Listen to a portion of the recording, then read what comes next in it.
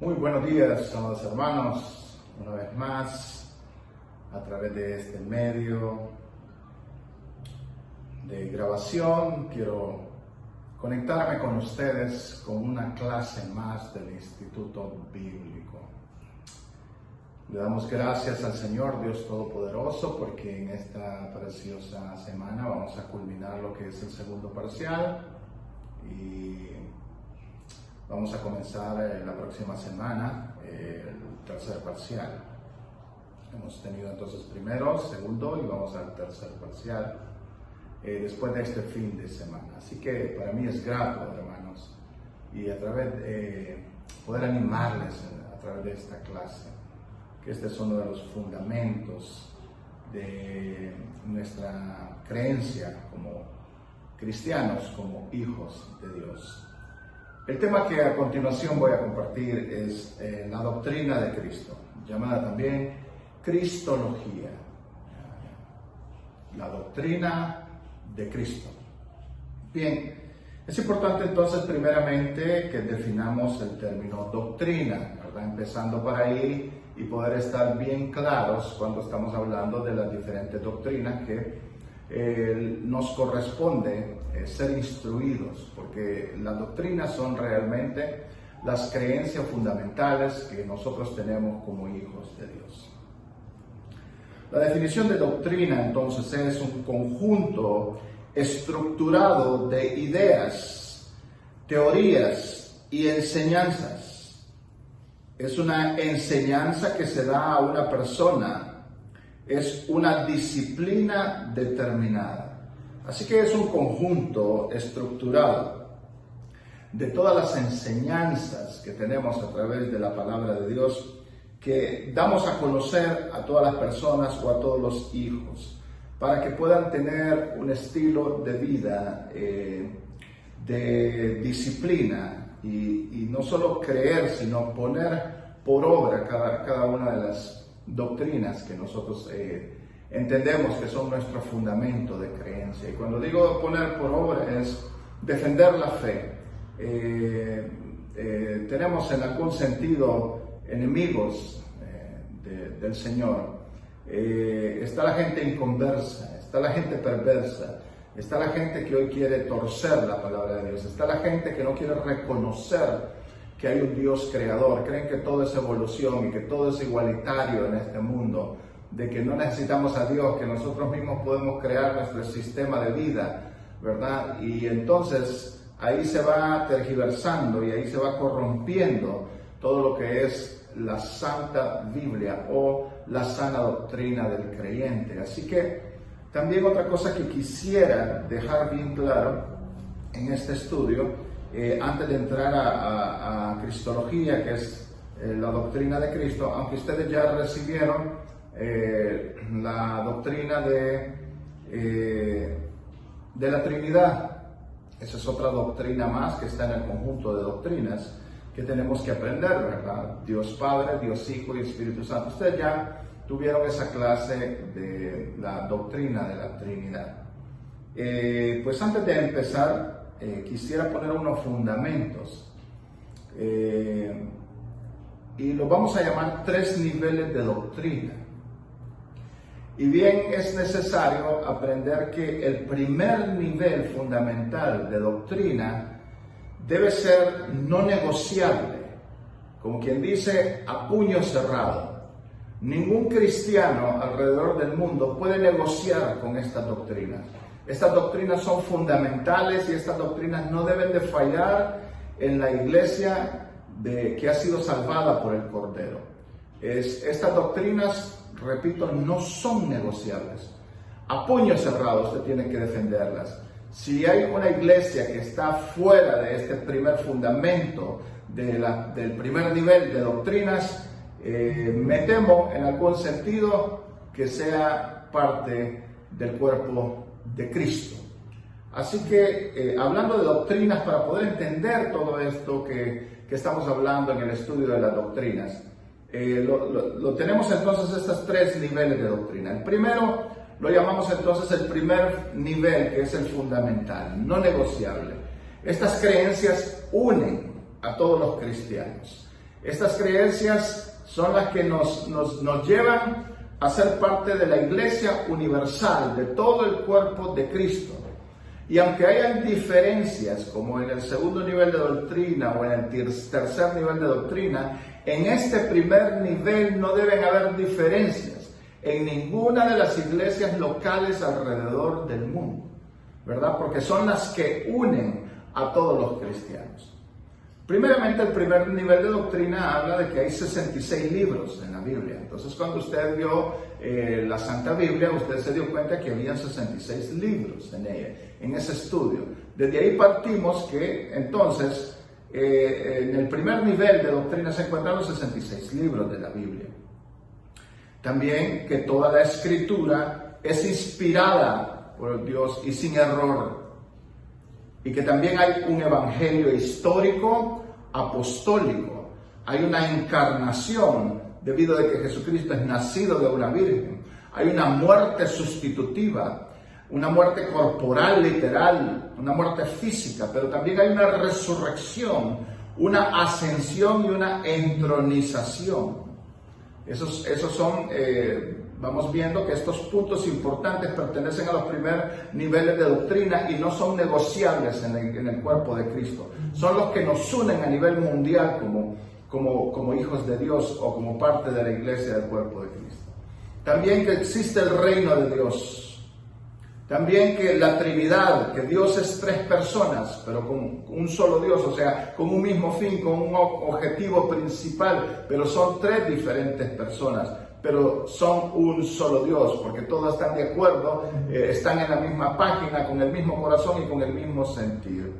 La doctrina de la creación, el matrimonio heterosexual entre hombre y mujer. Dios los creó varón y hembra, y entonces esta parte es fundamental entre toda la creencia de todos los cristianos a nivel mundial. Fuera de estas creencias no son parte de la iglesia lavada por la sangre del Cordero en la cruz del Calvario. El sacramento del bautismo en agua, la Santa Cena, la exclusividad de Jesús como el único camino hacia Dios. Y están incluidas entre este primer nivel las 5 solas. Sola Scriptura, que esto es en latín. Sola Scriptura, una sola escritura. Solo la Biblia es nuestra más alta autoridad. ¿Está entendiendo esto? Solo la Biblia es nuestra más alta autoridad. No existen libros, no existen otras cosas más. No existen otros que vengan diciendo que son profetas y que Dios está diciendo esto y que está contrario a la Biblia. La Biblia es la más alta autoridad. Sola fide, una sola fe. Y esta fe es solamente que somos salvos por fe, solo en Jesucristo. Sola gratia, que es solo la gracia. Somos salvos por la gracia de Dios solamente. Solus Christus, que es solo Cristo, solo Jesucristo es nuestro Señor, Salvador y Rey, el único camino para poder llegar a la presencia del Padre. Soli Deo Gloria, vivimos por su gloria solamente, solo por su gloria vivimos solamente. Estos son considerados esenciales, ¿verdad? Si las personas se dicen ser llamados cristianos. Entre este resumen está aquí entonces también lo que estamos por enseñar, que es la doctrina de Cristo o Cristología. Entonces, estas creencias son fundamentales para todos los cristianos. Existen otros niveles, como el segundo nivel de creencias, que son distintivas, que forman la entidad de las iglesias locales, que tiene que ver con el gobierno de la iglesia, o sea, con los 5 dones ministeriales: apóstol, profeta, evangelista, pastores y maestros. El modo de bautismo de agua, ya en este segundo nivel de doctrina, tiene que ver la forma en que se debe bautizar. ¿Cuándo celebrar la Santa Cena, verdad? Algunos dicen que tantas veces al año, otras cuantas repetitivas. El hecho es que si alguna persona lo está practicando una vez al mes, una persona en su congregación lo está haciendo 3 veces al año, una vez al año, Verdaderamente esos no son en algún sentido conflictos para que dejemos de ser hermanos en Cristo Jesús, para que estemos todos dentro del primer nivel de doctrina que nos corresponde como ser parte del cuerpo de Cristo. También el segundo nivel de doctrina habla de los 9 dones sobrenaturales del Espíritu Santo. También en el segundo nivel de doctrina habla de lo que se llama complementarian versus egalitarian. ¿Qué significa eso? Es una definición. La primera significa un complemento. La segunda significa igualitarismo. ¿Qué es esto de lo que estoy hablando? Bueno, complementaria es el punto de vista de que Dios restringe a las mujeres servir en roles de liderazgo de la iglesia. Escuche bien, roles. Cuando hablamos de roles estamos hablando del ministerio pastoral en algún sentido, que no puede cumplir el rol pastoral, ¿verdad? Una mujer, porque de acuerdo a la Biblia está diseñado el hombre para ser pastor. ¿Significa esto que la mujer no puede enseñar? De ninguna manera. ¿Significa con esto que la mujer no puede predicar? Tampoco estamos diciendo esto. La mujer puede predicar, la mujer puede estar en congreso, la mujer puede tener el púlpito dado por la autoridad del pastor para poder dar un mensaje, pero la mujer no puede gobernar la iglesia. Eso es lo que está diciendo complementaria. En el punto de vista de Dios, que restringe a las mujeres servir en roles de liderazgo en la iglesia, o sea, ya abarca también el ministerio quíntuple: apóstoles, profetas, evangelistas, pastores y maestros. En su lugar, llama a las mujeres a servir en papeles igualmente importantes, pero complementarios. Se complementan juntamente con el pastor o con el ministro varón.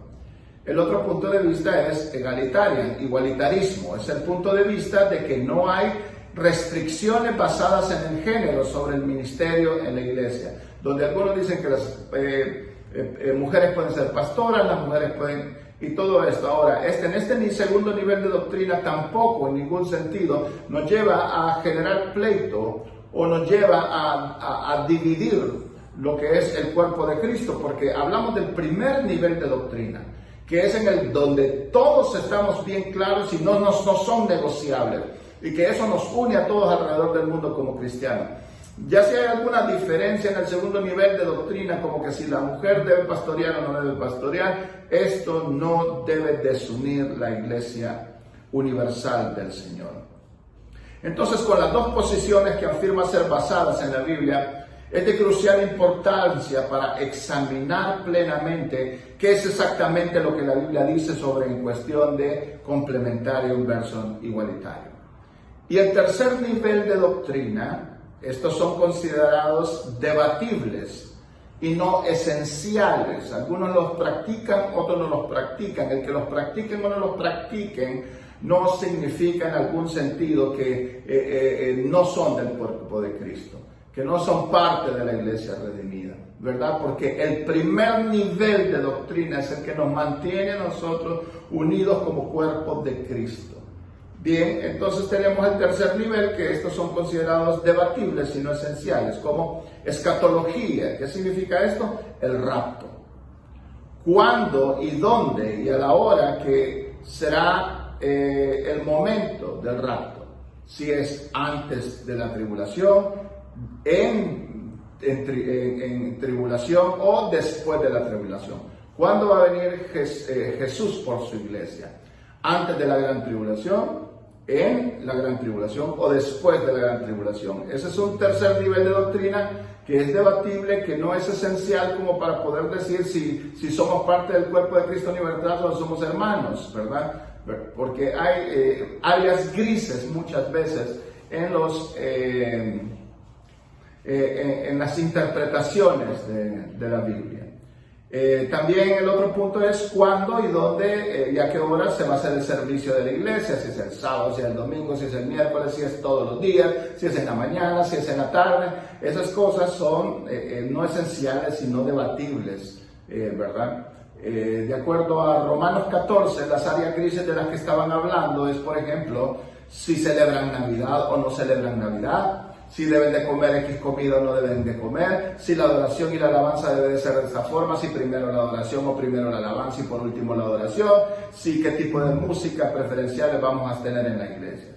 esas cosas del tercer nivel doctrinal no son fundamentales ni son esenciales ni para debate entre el cuerpo de Cristo, ¿verdad? Pero si ya usted tiene que tener relación con una iglesia local, que el primer nivel de doctrina no lo tienen claro y de repente dicen que no, entonces esa doctrina que es a puño cerrado, que no es negociable, le hace a esa iglesia local no ser parte del cuerpo de Cristo, en el cual nosotros recomendamos no tenga relación con ellos, porque sus creencias son completamente a las doctrinas que ha dejado Jesucristo fundamentadas en la palabra.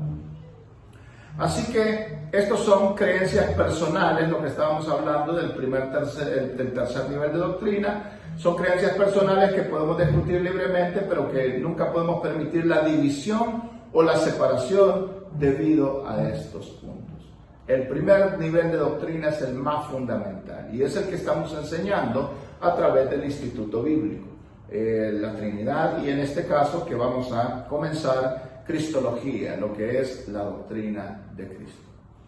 Para mí era fundamental y necesario poner en algún sentido este conocimiento delante de usted, para que no vaya a haber espacios en algún sentido, porque si en algún sentido en el nivel de doctrina 2, en el nivel de doctrina 3 hay algunas diferencias entre la iglesia local suya, entre la iglesia local que está en la otra esquina o en la de que está a 1 kilómetro de su cuadra, mientras el primer nivel de doctrina, que son las doctrinas esenciales y fundamentales del cristianismo, las creen y las viven, somos hermanos en Cristo Jesús. Porque incluso van a haber variaciones, especialmente en esta clase, en la próxima clase que voy a estar dando, que es la de bautismos, cómo bautizar, cuándo bautizar, van a haber algunas diferencias, ¿verdad? Pero ese está en el segundo nivel de doctrina y no nos hace en algún sentido no ser hermanos ni parte del cuerpo de Cristo por algunas diferencias doctrinales en que usted ha sido enseñado. Pero lo más importante sería venir al estudio bíblico, ver lo que dice la Biblia, tener la interpretación correcta y usted tener flexibilidad a la enseñanza, y cuando se le muestre que por el Espíritu Santo le haga saber que la interpretación correcta es esa, pues usted debe de renovar su mente del conocimiento de la palabra de Dios.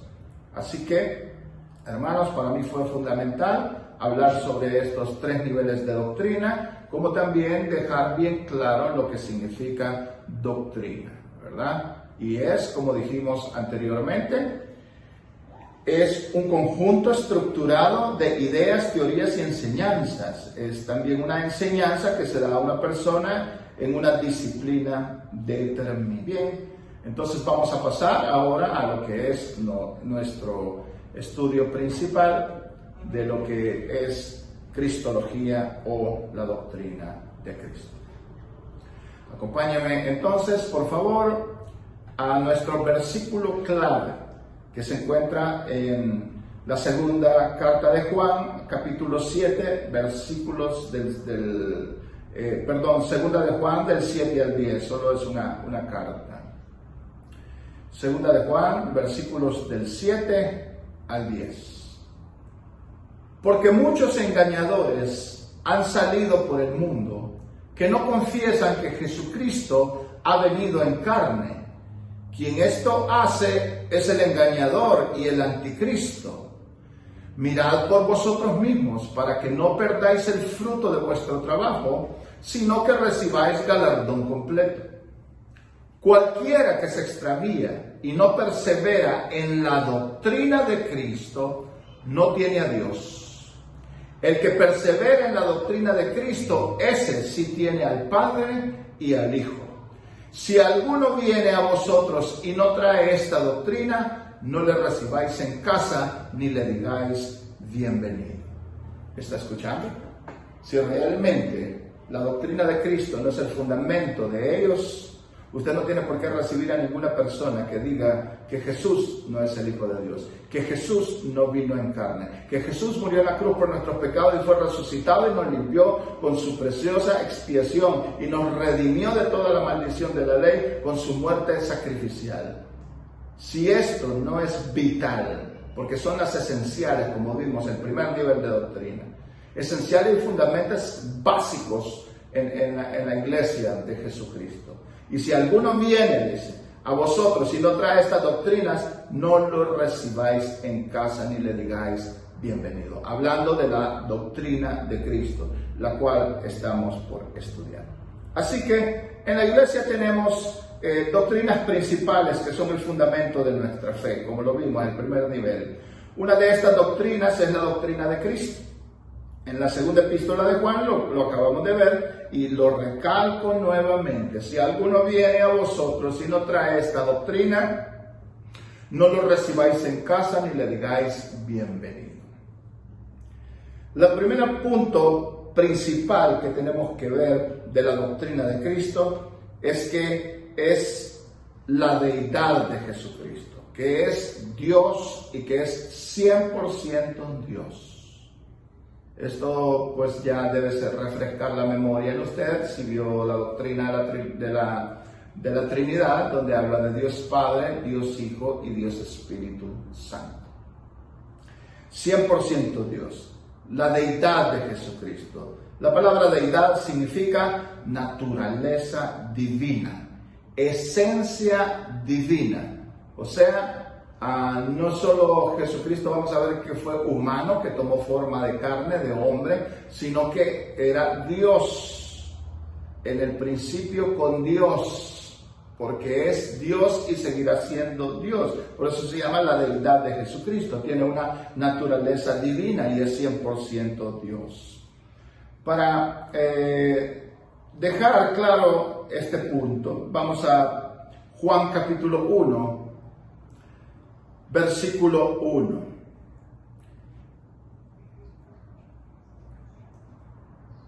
Juan 1:1.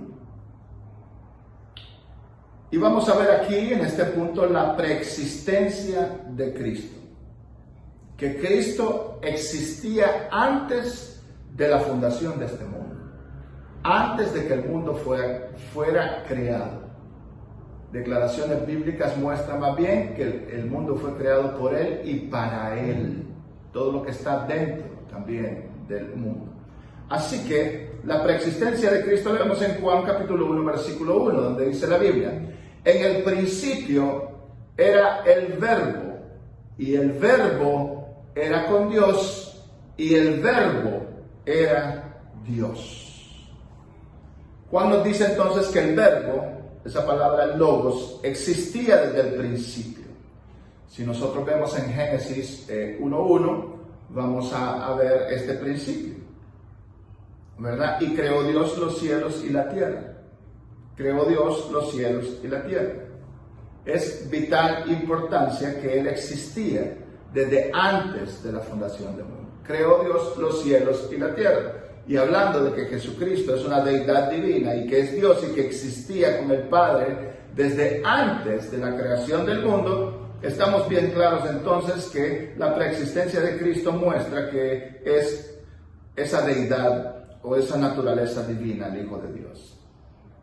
Y bien importante mencionar que en el principio se refiere al pasado infinito, ¿verdad? O sea, todo lo que tiene que ver antes de la creación. Cuando nosotros vemos en el libro de Miqueas, capítulo 5, versículo 2, podemos leer: pero tú, Belén Éfrata, pequeña para estar entre las familias de Judá, de ti me saldrá el que será Señor en Israel, y sus salidas son desde el principio de los días de la eternidad. Cuando hablamos entonces de que en el principio, ¿verdad?, creó Dios los cielos de la tierra, está hablando de un principio de pasado infinito. Por eso la escritura en Miqueas 5:2, en la parte final dice: y sus salidas son desde el principio, desde los días de la eternidad. Así que antes de la creación de este mundo. El Logos, que tiene que ver la mente, la razón, la voluntad de Dios tras la creación. Así que cuando vemos a través de estas escrituras, estamos viendo preexistencia de Jesucristo. Existencia antes de la creación de este mundo. El segundo punto entonces que queremos mencionar como la deidad de Jesucristo sería que el Logos, Jesús, Siempre ha tenido comunión íntima con Dios el Padre. Cuando vamos a Génesis capítulo 1 y leemos exclusivamente el versículo 26, leemos: entonces dijo Dios, hagamos al hombre a nuestra imagen, conforme a nuestra semejanza, y señoree en los peces del mar, en las aves de los cielos, en las bestias de toda la tierra y en todo animal que se arrastra sobre la tierra. Cuando dijo hagamos, ¿con quién estaba hablando Dios? Algunas personas pueden decir, pero Dios tiene un montón de ángeles, tiene querubines, tiene serafines, tiene ángeles, tiene arcángeles. Y entonces empiezan a redondear para poder discutir en cuanto a lo fundamental de la palabra de Dios. ¿Con quién estaba hablando? Es evidente que si nosotros vimos la clase de la Trinidad y entendemos que hay un Dios Padre, un Dios Hijo y un Dios Espíritu Santo, que son tres personas distintas, pero de la misma calidad, con el mismo pensamiento, con el mismo corazón, estamos hablando entonces de que Dios el Padre estaba hablando con Dios el Hijo y con el Espíritu Santo. ¿Y cómo podemos saber esta realidad? Bueno, cuando Él dice, hagamos al hombre a nuestra imagen y conforme a nuestra semejanza. Nuestra imagen y nuestra semejanza. Ninguno de los ángeles de Dios fueron hechos de la forma en que fue hecho el hombre. Fueron hechos por mandato directo de la boca de Dios.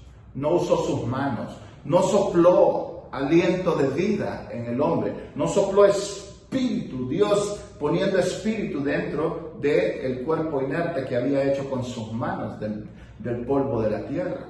Ninguno de los ángeles es creado a la imagen de Dios.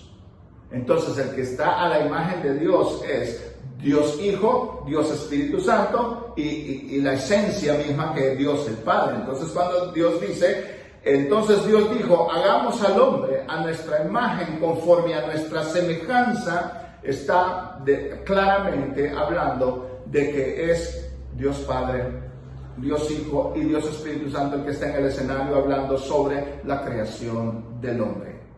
Y es entonces ahí que vemos que siempre ha tenido esta comunión íntima con el Padre. Por lo tanto, Jesús es el eminentemente calificado para decirnos quién es Dios, cómo es y cuál es su voluntad para nosotros. Por esa razón dejamos bien claro el tema de cristología y la doctrina de Cristo, donde si alguien llega a tu casa y no reconoce que Jesús es el Hijo de Dios, que existió con Dios siempre, que es el Dios Trino, o la segunda persona de la Trinidad, y que tomó forma de hombre y que vino en esta tierra para hacer el sacrificio, no le digas ni bienvenido ni lo dejes entrar en tu casa, porque la doctrina de Cristo es el primer nivel de doctrina donde nos une a todos como iglesia, como lavados por la sangre del Cordero, como la novia del Cordero. Y si va a ir entonces en contra del propio Cordero, que es el esposo, del propio Salvador que dio su vida en la cruz, de que fue enviado por Dios por amor para restaurarnos, no tiene sentido ni dialogar con ese tipo de personas, a menos que les prediquemos el verdadero evangelio, para que lo conozcan y puedan arrepentirse y venir a el camino de la salvación y la vida eterna. El no reconocer esto verdaderamente no son iglesia del cuerpo de Cristo, están fuera de Cristo, desconocen a Cristo, desconocen a Dios porque Dios envió a su Hijo. Y estamos diciendo en este punto que Jesucristo es el eminentemente calificado para decirnos quién es Dios por la intimidad que ha tenido con Él, porque es parte de la Trinidad, porque es y nos puede decir cuál es su voluntad y qué es lo que Dios quiere para nosotros. Cómo es Dios, cómo es el corazón de Dios, como lo vimos en la clase del Espíritu Santo. ¿Quién conoce el corazón del hombre sino el Espíritu del hombre? Así, ¿quién conoce el corazón de Dios sino el Espíritu de Dios? Entonces dejamos claro que que estuvo con el Padre antes que el mundo fuese. En el libro de Juan, capítulo 17, del 3 al 5 podemos leer. Y esta es la vida eterna, que te conozcan a ti, el único Dios verdadero, y a Jesucristo, a quien has enviado. Yo te he glorificado en la tierra, he acabado la obra que me diste que hiciese. Ahora pues, Padre, glorifícame tú al lado tuyo con aquella gloria que tuve contigo antes que el mundo fuese. He manifestado tu nombre a los hombres que el mundo me diste, tuyos eran y me los diste y han guardado tu palabra. Es impresionante entonces que podemos ver estas declaraciones específicas, completamente específicas. Vemos entonces que esta es la vida eterna, que conozcan al Dios único y verdadero, a Jesucristo, que Dios el Padre lo ha enviado. Jesús lo glorificó aquí en la tierra, ¿verdad? Acabó la obra redentora que Él le mandó a hacer, y entonces deja bien claro el énfasis en el versículo 5. Ahora pues, Padre, glorifícame a tu lado, al lado tuyo, con aquella gloria que tuve contigo antes que el mundo fuese. Otro punto importante de las declaraciones es, Él es el yo soy. Esa declaración que tiene que ver con la palabra yo soy, ese verbo expresa ser eterno, yo soy. Acompáñenme entonces al libro de Juan capítulo 8, versículo 57 y 58. Entonces le dijeron los judíos, ¿aún no tienes 50 años y has visto a Abraham? Aquí en el contexto de esta escritura, pues los judíos tienen una pequeña altercado, discusión con Jesucristo, ¿verdad? Porque ellos no están creyendo que Él es el Hijo de Dios. Y mencionan al padre Abraham ellos, ¿verdad? Porque Jesús les da duro y les dicen que si fueran hijos de Dios, no quisieran matarlo a Él, porque sabrían entonces que Dios lo envió a Él. Ustedes lo que son hijos del diablo. Entonces ellos se levantan en contra de Jesús y le dicen que un solo padre tiene, ¿verdad? Y mencionan a Abraham. Abraham tenemos como padre aquí en la tierra. Y entonces Jesucristo les dice ese punto principal, si conocieran, ¿verdad? Que yo soy antes que Abraham. Entonces este es el punto principal, dice, entonces le dijeron los judíos, ¿aún no tienes 50 años y has visto a Abraham? Y Jesús responde, Jesús les dijo, de cierto os digo, antes que Abraham fuese, yo soy. Nótese que aquí hay dos verbos. Abraham fuese, ¿verdad? Ese es un verbo. Y él dice, yo soy. Realmente lo que está diciendo aquí esta palabra, antes de que Abraham existiera, cuando él menciona yo soy, la palabra del verbo que expresa yo soy es el eterno. Antes que Abraham existiese, yo soy el eterno, el que estuvo con el Padre siempre, desde antes de la fundación de este mundo. La declaración de Jesucristo aquí es fuerte, es grande, porque no lo están reconociendo como el Hijo de Dios. La palabra que él usa, yo soy, no se refiere a simple y sencillamente yo estoy aquí o yo soy el Hijo enviado. El término que él usa es el mismo término usado cuando Moisés iba a ir a Egipto y le dijo a Dios, tú me mandas a Egipto. Ellos tienen a Faraón, conocen quién es Faraón, conocen quiénes son sus dioses, tienen nombre sus dioses. ¿Y a ti quién eres? ¿Quién le diré que tú eres? Y Dios les dice, diles que yo soy el gran yo soy. Yo soy el eterno. La palabra gran yo soy o el yo soy significa el eterno. Esta misma palabra la está utilizando Jesucristo en este momento, en este versículo 5, en esta situación donde no están creyendo que es el Hijo de Dios, donde están ahí cuestionando que es el Hijo de Dios.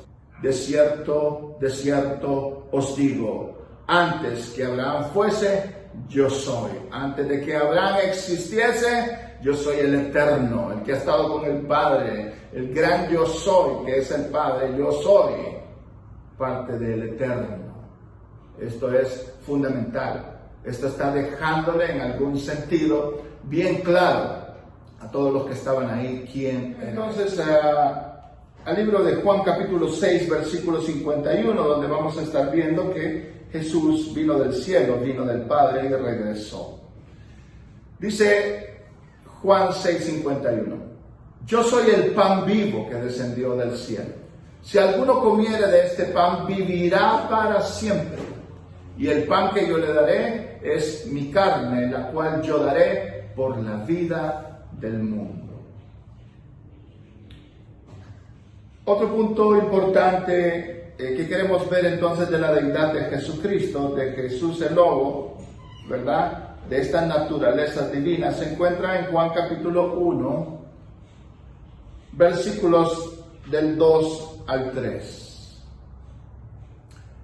Este era en el principio con Dios. Todas las cosas por Él fueron hechas y sin Él nada de lo que ha sido hecho fue hecho. Pues aquí estamos viendo las declaraciones bíblicas de la naturaleza divina, de la esencia divina. Estuvo en el principio con Dios. Y mire, todas las cosas por Él fueron hechas y sin Él nada de lo que ha sido hecho fue hecho. Si bien claro vamos a dejar, y creo que usted lo tiene bien claro porque ya recibió la clase de la Trinidad, que Jesús no es la persona idéntica del Padre, son tres personas diferentes, ¿verdad? Pero Él es de la misma característica, de las mismas esencias, calidades y como Dios. En el versículo 2 nos muestra que ocupó la misma posición como Dios. Este era en el principio con Dios. Cuando vamos al libro de Juan, capítulo 10, versículos 24 al 39, rodearon los judíos y le dijeron, ¿hasta cuándo nos turbarás el alma? Si tú eres el Cristo, dínoslo abiertamente. Jesús le respondió, os lo he dicho y no lo creéis. Las obras que yo hago en nombre de mi Padre, ellas dan testimonio de mí. Estamos en capítulo 10 de Juan, versículo 24 y ahora en el 25. Jesús le respondió, os lo he dicho y no lo creéis. Las obras que yo hago en nombre de mi Padre, ellas dan testimonio de mí, pero vosotros no creéis, porque no sois de mis ovejas, como os he dicho. Mis ovejas oyen mi voz y yo las conozco y me siguen.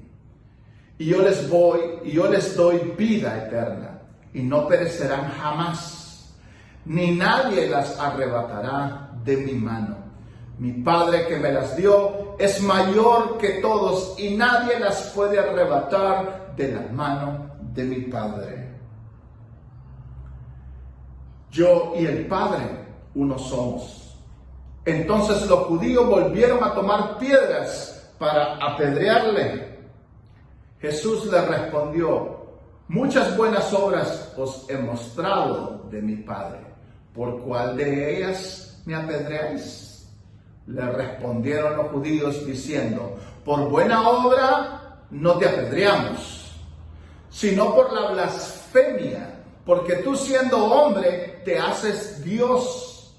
Jesús le respondió, ¿no está escrito en vuestra ley? Yo dije, dioses sois. Si llamó dioses a aquellos a quienes vino la palabra de Dios y la escritura no puede ser quebrantada, al que el Padre santificó y envió al mundo, vosotros decís, tú blasfemas, porque dije, Hijo de Dios soy. Si no hago las obras de mi Padre, no me creáis. Mas si las hago, aunque no me creáis a mí, creed las obras para que conozcáis y creáis que el Padre está en mí y yo en el Padre. Procuraron otra vez prenderle, pero él se escapó de sus manos. El versículo 38 les deja enormemente claro. Creed a las obras para que conozcáis que creáis en el Padre que está en mí y yo en el Padre. Vemos entonces hasta este punto que está bien claro. Por eso todas las profecías del antiguo pacto apuntaban exclusivamente a Jesucristo. Cuando hablamos de que no hay héroes en la Biblia, que solo hay un héroe que es Jesucristo, porque lo he dicho en otras ocasiones, nos han doctrinado poniendo nuestra mirada en los hombres que por la gracia de Dios fueron instrumento de Dios. Creemos que David es un superhombre, creemos que Abraham es un superhombre, y empezamos a ver a ellos como dioses y empezamos a verlos como en una galería de superhéroes, y aquí el único héroe es Jesucristo. Todas las profecías apuntan al Mesías, todas las profecías apuntan al Hijo de Dios, porque la Biblia habla de una sola historia, de Dios y su pueblo, de cómo peca el hombre, de cómo se revela el pueblo para con Dios, pero que Dios los ama y hace formas y rituales para poder purificarlos. Ya había dicho que iba a enviar a su Hijo para redimirlos de la maldición de la ley, para purificarlos completamente, para redimirlos del todo pecado. Y en el escenario de la historia de toda la Biblia se muestra esta historia de Dios el Padre con su pueblo. Y habla de que entrega a su Hijo, la redención, y todo tiene que ver con Dios el Padre, con Dios el Hijo, y con nosotros que fuimos creados a su imagen y semejanza para darle adoración y alabanza. Aquí no estamos tratando de tratar de ver quién es el más espiritual. Aquí todos estamos para postrarnos ante el Dios Todopoderoso, para darle honra y gloria a Él, para ser embajadores de Él y predicar el santo evangelio, que es poder de Dios para salvación, para todo aquel que cree, para defender nuestra fe, nuestras creencias ante los inconversos, ante toda esta generación perversa que no tiene nada con Dios, que al igual que en los días de Noé, va a ser arraída sobre la faz de la tierra. Pero mientras esté la iglesia aquí, la gracia del Señor está trabajando a través de la iglesia, predicando el evangelio, mostrando el amor de Dios, mostrando las obras de Dios. Bien, pasamos entonces que para que Dios pudiera redimir a su pueblo de este pecado, tenía que ser Dios realmente, alguien que vino fuera de la raza humana caída, perfecto, sin pecado, para ser el sustituto para el hombre. Y no podía ser ni un ángel, lo dijimos claro en la clase de justicia, tenía que ser Dios mismo, sin pecado. Pero había también una condición: el hombre humano era el pecador. Se necesitaba una sustitución, primero, de que no tuviera pecado, pero segundo, que fuera hombre, porque el hombre en un cuerpo de carne era el pecador. El sustituto tenía que ser también un hombre. Por esa razón Jesucristo toma forma de hombre. Por eso nace de una virgen y toma forma de hombre, pero su padre no es ningún hombre, es engendrado por el poder del Espíritu Santo. Jesús, el Hijo de Dios, es engendrado en un vientre humano por el poder del Espíritu Santo para que cumpla la categoría de hombre y a la vez cumpla la categoría sin mancha y sin pecado. porque tenía que ser puro el sustituto. Y entonces es aquí donde es tentado por el diablo cuando es tomado forma de hombre, porque en algún sentido Jesucristo tenía que cumplir la ley de no pecar. ¿Entiende eso? No pecó en nada, cumplió la ley en lo absoluto, no había pensamiento en él de pecado, no había absolutamente nada, cumplió la ley al 100%, porque no pecó, nunca pecó. Y ese era el Cordero perfecto para poder redimir, pero tenía que ser humano, para sustituir a toda la raza humana.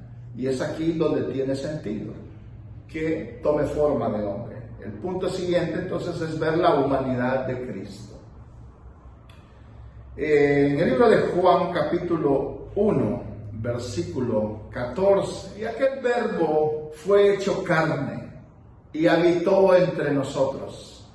Y vimos su gloria, gloria como del unigénito del Padre, lleno de gracia y de verdad. Y aquel verbo, el logos, lo que estuvimos viendo en el principio, y aquel verbo, el logos, la divinidad, Jesucristo, el Hijo de Dios, la segunda persona de la Trinidad, se hizo carne, tomó forma de hombre y habitó entre nosotros. Y dicen los que dan testimonio de él, sus apóstoles, sus discípulos, y vimos su gloria, gloria como del unigénito del Padre, una gloria única, nadie vista, un hombre pero con gloria de Dios.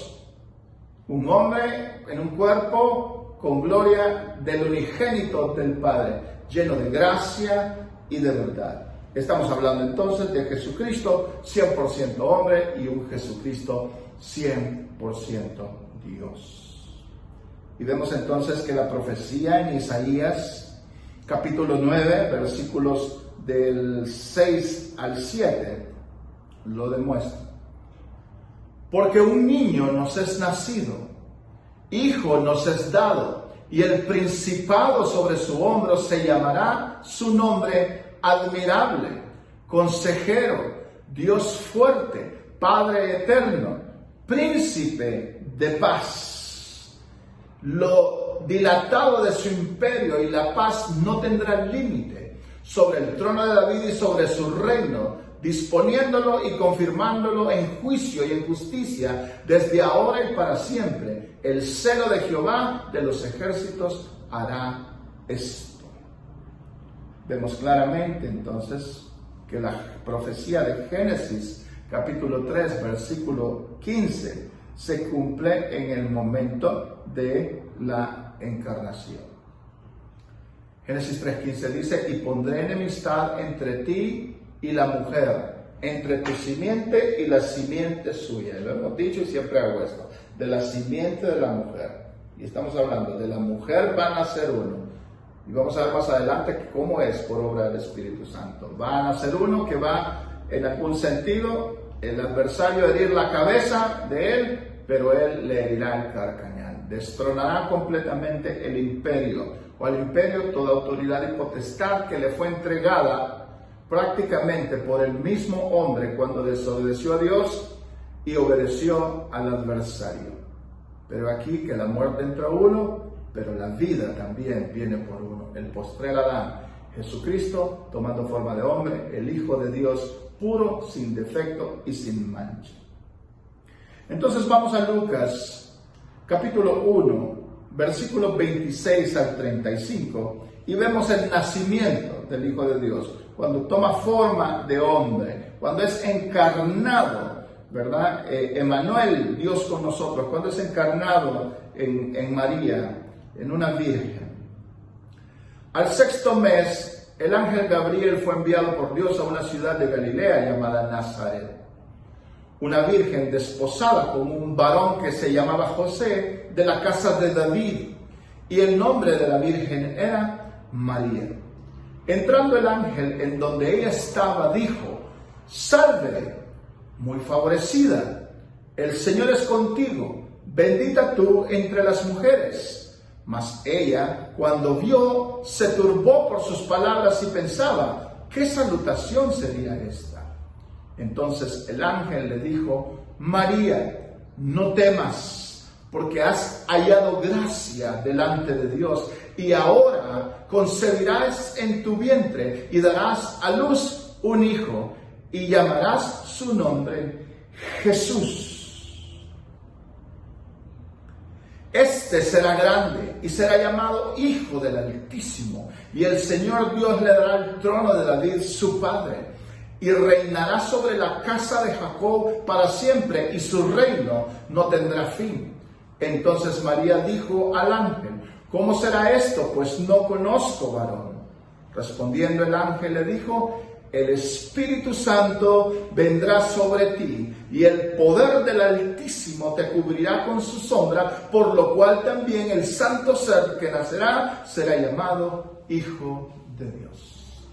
La encarnación de la segunda persona de la Trinidad, por el poder de la tercera persona de la Trinidad, que es el Espíritu Santo, engendrado en el vientre de María, como lo profetizó Dios a través de Génesis 3:15. Este cumplimiento, esta encarnación del Hijo de Dios sin pecado, sin mancha, el Cordero perfecto, siendo en forma de hombre, porque la sustitución era para los hombres.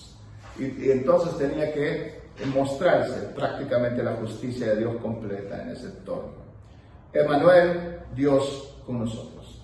Entonces vemos, nacido de una virgen.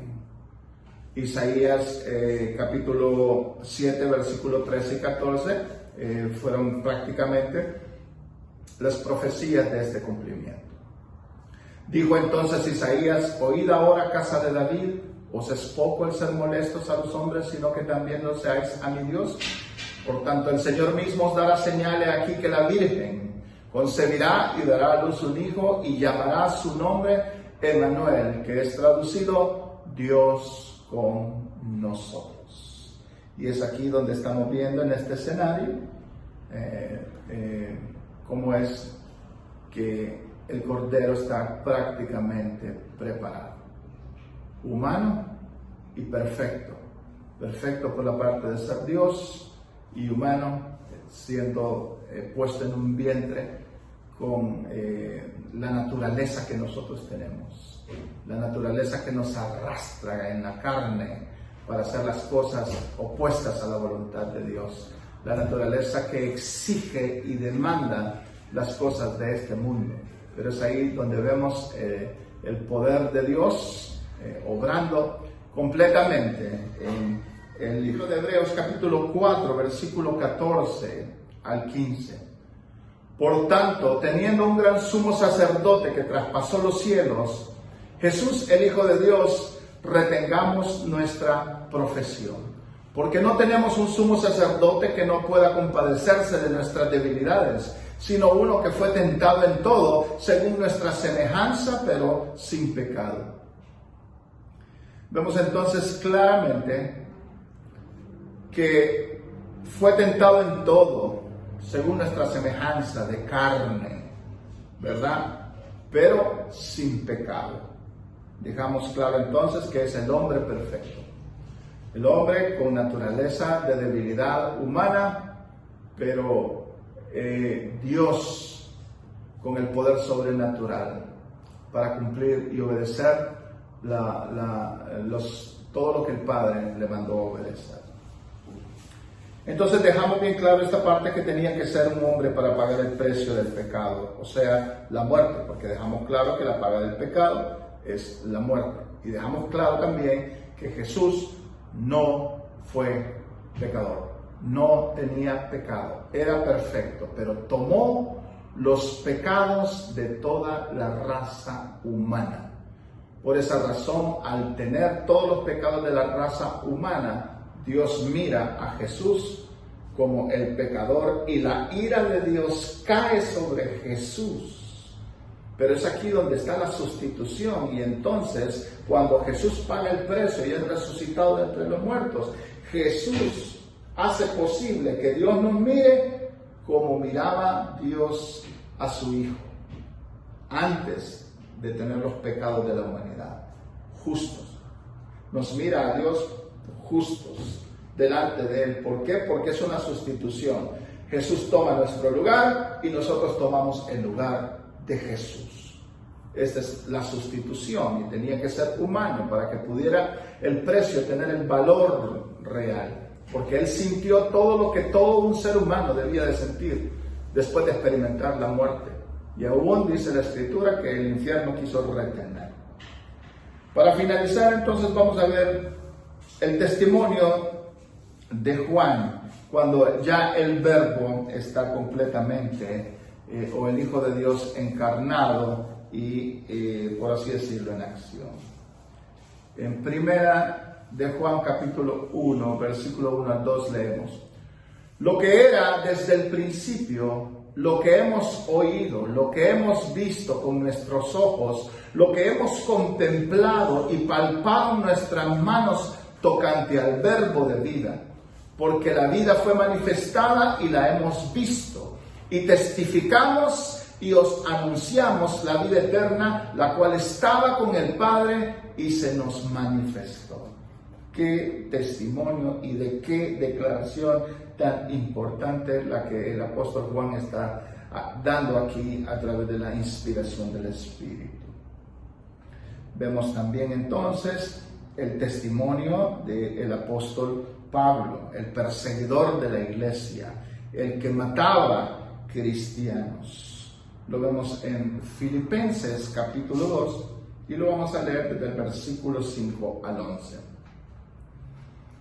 Haya pues en vosotros este sentir que hubo también en Cristo Jesús, el cual siendo en forma de Dios no estimó el ser igual a Dios como cosa a que aferrarse, sino que se despojó a sí mismo, tomando forma de siervo, hecho semejante a los hombres, y estando en la condición de hombre, se humilló a sí mismo, haciéndose obediente hasta la muerte y muerte de cruz. Y vemos aquí en Hebreos capítulo 2 versículo 14 al 18, que es el autor de Hebreos: así que por cuanto los hijos participaron de carne y sangre, él también participó de lo mismo, para destruir por medio de la muerte al que tenía el imperio de la muerte, esto es, al diablo, y librar a todos los que por el temor de la muerte estaban durante toda la vida sujetos a servidumbre. Porque ciertamente no socorrió a los ángeles, sino socorrió a la descendencia de Abraham, por lo cual debía ser en todo semejante a sus hermanos. Y es aquí un punto importante: un ángel no puede pasar a condición de hombre. Es imposible que un ángel que fue creado en una condición sea tomado en forma de hombre. Y el que tenía que ser sustituto tenía que ser un hombre.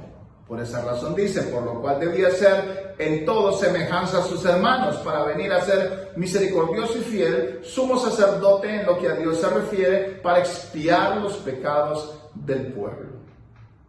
Pues en cuanto a él mismo padeció siendo tentado, es poderoso para socorrer a los que son tentados. En conclusión, hermanos, hemos visto que la doctrina de Cristo es que Jesucristo es 100% Dios y 100% hombre. Él era y Él es Dios, que existía desde el principio y creó el universo. También es el hombre perfecto, nacido de una virgen. Él anduvo en la tierra sin pecado. Luego Él murió por nosotros como el sacrificio perfecto. Entonces Él es Dios y Él es hombre al mismo tiempo. Si Él no era Dios ni tampoco vino en la carne, Él no puede ser el Salvador por la humanidad. Pero lo es. Lo es. Y es ahí donde tenemos que tener bien claro: si alguno viene desechando la doctrina de Cristo y deshaciendo que Él era Dios y que tomó forma de hombre, la Escritura dice: ni le digas bienvenido, ni le abras la puerta de tu casa, porque Él es nuestro Señor y nuestro Salvador. Hermanos, hemos concluido la clase de Cristología o la doctrina de Cristo, y así pasaremos posteriormente a la doctrina de bautismos. Y la clase final para este segundo parcial será la doctrina de la imposición de manos. Bueno, será hasta la próxima clase, hermanos. Bendiciones.